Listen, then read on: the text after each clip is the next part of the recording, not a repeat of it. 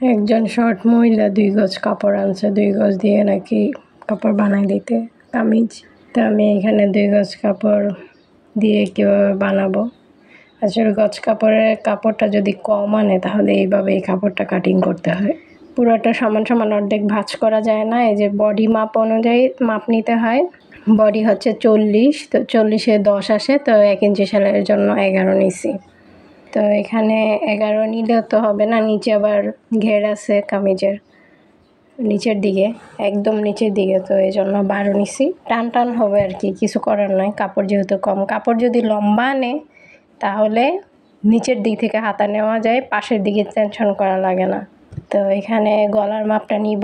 গলার মাপ এপাশে 1.5 ইঞ্চি, 2 ইঞ্চি কম আর কি দিছি, সমস্যা তো 2 ইঞ্চি কম দিয়ে লম্বা করে নিচে 5 ইঞ্চি। তো আগে বক্সটা করা লাগে, তারপরে যে কোনো ডিজাইন করা যায়। তা আমি গোল গলাই সবসময় কাটিং করি, আমার নিজের ক্ষেত্র, সবার জন্য আমি গোল গলা কাটিং করি। এটা সহজ, কাটাও সহজ, দাগ দেওয়াও সহজ, সব কিছু সেলাইতেও সহজ। অন্যান্য গলা কাটিংয়ের চাইতে বা অন্যান্য গলা ডিজাইনের চাইতে গোলটাই সহজ। তারপরে আমি যে কাঁধের মাপটা নিব 4 ইঞ্চি, তারপরে পুরো মাপটা আমি সমান করে দিব। এখানে নিব বগলের যে মাপ, তো এখানে 7 ইঞ্চি পরিমাপ নিছি। মানুষটা দেখে আসলে কিছু আইডিয়া করা লাগে যে কোনটা কত ইঞ্চি নেওয়া যায়, অনেকে দেখেই বলতে পারে। তো এখানে বডির মাপটা নিব, এই যে এদিকে বডির মাপটা 10 আসে, তো আমি সেলাইয়ের জন্য 1 ইঞ্চি বাড়তি নেব, 11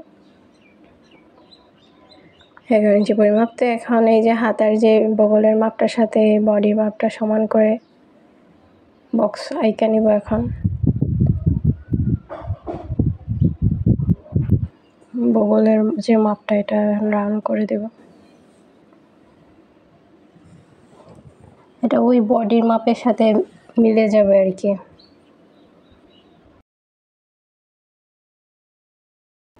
তো এখানে 1/2 ইঞ্চি বাঁকা করে দিব, 1/2 ইঞ্চি বাঁকা করে দাগ করে দিব। এটা এইভাবে কাটিং করতে হবে। তো আমার এদিকে কাটাকাটি মানে দাগ দেওয়া শেষ। তো এখন আমি পেটের যে মাপ ওইটা নিব।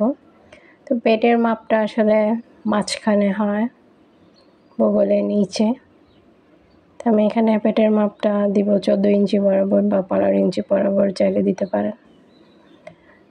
তো পেটের মাপের অনুযায়ী এখানে কেন দিছি, কারণ বগলের যে মাপ পেটের মাপ সমান সমান থাকে না, তো এখানে 1 ইঞ্চি কম হবে। বগলের মাপ তো 11 নিয়েছিলাম, তো এখানে পেটের মাপ হবে 10 ইঞ্চি। তারপর এখানে বগলের নিচ থেকে এখানে দিয়ে দিব যে সাইড ফাড়ার যে মাপটা। আমি এখানে 12 কখনোই দিই না, যেহেতু বয়স বেঁধে দেওয়া লাগে। ছোট মানুষ হলে 12 দেওয়া যায়, যেহেতু বয়স মোটামুটি আছে, তো সেক্ষেত্রে এখন কোমরের মাপটা দিয়ে দিলাম।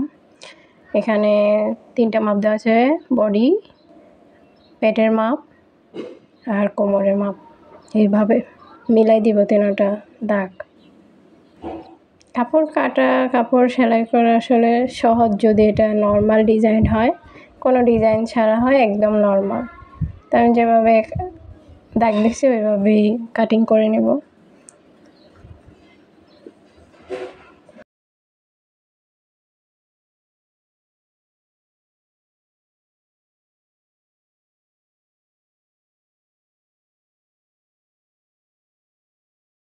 ভিডিও করা আসলেই অনেক কষ্টের ব্যাপার, এডিটিং করা সব কিছু মিলে অনেক ধৈর্য, অনেক কষ্ট।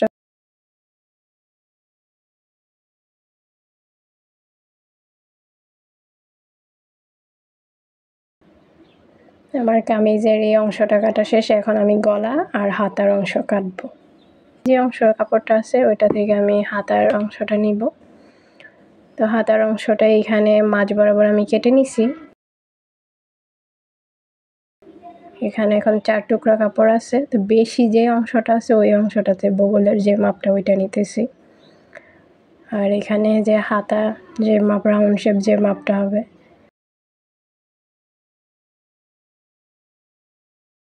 দিয়ে এভাবে ওই বগলের মাপের সাথে হাতার মাপটা মিলাই দেব আর কি। তো তো সাবস্ক্রাইব করলে আসলে টাকা পয়সা কাটে না, কিন্তু যারা ভিডিও করে তারা জানে একটা ভিডিও করলে, একটা ভিডিও করার পিছনে কাজটা কতটা সময় নেয়, রান্না বলেন যে কোনো কাজই দেরি হয়। তারপরে ভিডিওটা সবাই সর্বোচ্চভাবে ভালোভাবে করার চেষ্টা করে। চ্যানেলটাকে একটু সাবস্ক্রাইব করে দিন। তা আমি বাড়তি কাপড়টুকু কেটে দিছি, এখন গলার যে কাপড়, এই টুকরো কাপড়গুলোই আছে বর্তমানে এখন কাপড় কাটার পরে। তো এইখান থেকে আমি গলার কাপড়টা বের করব, গলার কাপড়টা জোড়া পরবো আর কি।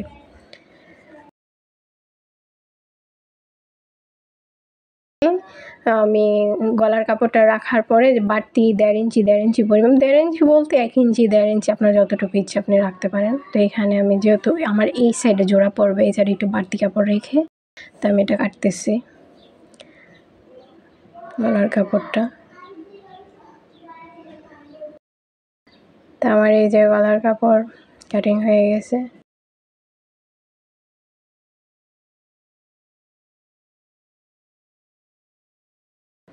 তো আমার এইখানে জয়েন পড়বে, এই যে এইখানে সবসময় তো ওইদিকে জয়েন পড়ে, তো আজকে এখানে জয়েন পড়বে, কারণ আমার কাপড় যেখান পাইছি ওখান থেকে আমার নিতে হয়েছে। তো গলা, কামিজ, এই যে হাতা আমার কাটা শেষ কাপড়।